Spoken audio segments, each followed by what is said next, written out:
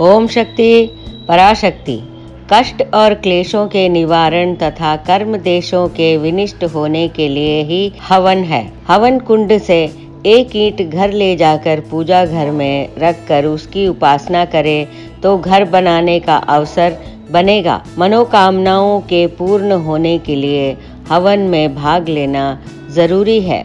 ओम शक्ति पराशक्ति। ओम शक्ति। गुरुवड़ी शरणम तिरुवड़ी शरणम।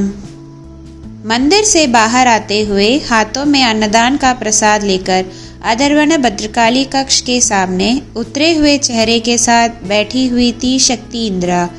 उसे बहुत देर से शक्ति लावण्या देख रही थी और जब उससे रहा ना गया तो वह उसके पास जाकर कहा कि शक्ति, आप क्या कहीं बाहर से आ रहे हैं? तब से आप मंदिर की तरफ ही देखे जा रही है और उदास भी लग रही है। पहले हाथ में लिए हुए अन्नदान के प्रसाद को तो ग्रहण कर ले। तो शक्ति इंद्रा ने शक्ति लावण्या से कहना शुरू किया, हाँ, मैं श्रीलंका में निवास करती हूँ। पहली बार मेरा यहाँ मंदिर आना हुआ है। हमारे परिवार में काफ़ी दुख तकलीफ चल रही है। तो श्रीलंका में रहने वाली एक दूसरी मेरी सहेली ने मुझसे कहा कि जाओ मेल मरवत्तुर जाकर आओ, पारिवारिक प्रेस वगैरह खत्म हो जाएंगे, ऐसे उसने कहा। आज मुझे माता के दर्शन प्राप्त हुए।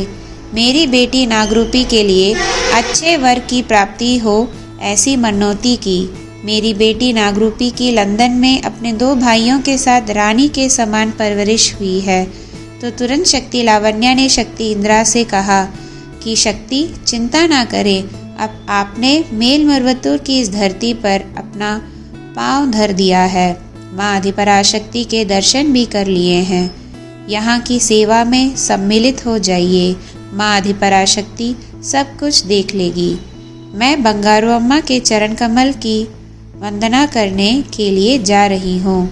अगर आप उचित समझें तो आप भी चलकर एक बार चरण कमल वंदना कर ले। तो शक्ति इंद्रा के मुंह से तुरंत निकला, बंगारू अम्मा? तो शक्ति लावण्या ने कहा, हाँ हाँ बंगारू अम्मा।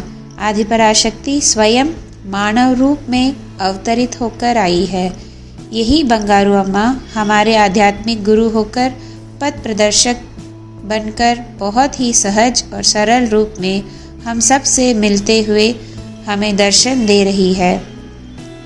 उसी देव रूपी बंगारू अम्मा की हम चरण कमल की वंदना करते हैं। उनके दृष्टि के हम पर पड़ते ही हमारे बहुत सारे क्लेश नष्ट हो जाते हैं। उनकी कृपा से बहुत सारी जानलेवा बीमारियों से छुटकारा मिल जाता है। उनके चमत्कार और उनकी कृपा का वर्णन करना शब्दों के बस की बात नहीं है। इन सब के सुनने के बाद शक्ति इंद्रा ने अपने मिले हुए प्रसाद को तुरंत ही खाकर समाप्त किया और हाथ पैर धोने के बाद चरण कमल वंदना के लिए थल में पुष्प एवं फल सजाकर अंदर जाने के लिए तैयार हो गई। इंद्रा बंगारू अम्मा के पास जाकर कुछ कहती, इससे पहले ही अम्मा ने उससे कहा कि जुड़वा नाग के लिए पंजीकरण करवाकर जुड़वे नाग वाले यज्ञ में भाग लो, तुम्हारी बिटिया की शादी जरूर हो जाएगी। शक्ति इंद्रा ने अम्मा के कहे अनुसार जुड़वा नाग हवन कुंड के लिए पंजीकरण करवा दिया और चैत्र पूर्णिमा हवन एवं कलश पूजन के दिन उसमें भाग लिया। अम्मा ने जैसा शक्ति इंद्रा से कहा था, नागरूपी के लिए एक अच्छे वर प्राप्त हुई और धूमधड़ाम के साथ शादी संपन्न हुआ।